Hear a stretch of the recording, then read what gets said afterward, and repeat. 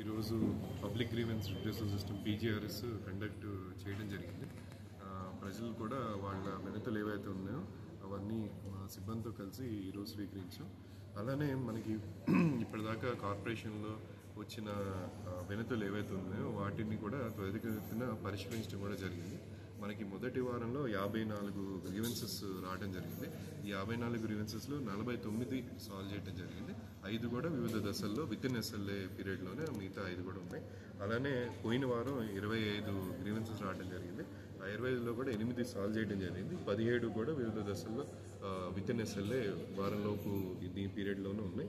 ఈరోజు కూడా సుమారు ఒక 20 పైన గ్రీవెన్సెస్, హౌసింగ్ సంబంధించి ఎక్కువ గ్రీవెన్సెస్ కూడా వచ్చినాయి. అన్నీ కలిపి 20 పైన గ్రీవెన్సెస్ రిసీవ్ చేసుకున్నాయి. ఇవి కూడా మనకి ఇక్కడ కమాండ్ కంట్రోల్ రూమ్ నుంచి కూడా ఫాలోఅప్ చేయడానికి, అలాంగ్ విత్ మన రెగ్యులర్ ఫాలోఅప్తో పాటు ఇక్కడ కూడా సాల్వ్ చేయడానికి ఫాలోఅప్ చేస్తారు.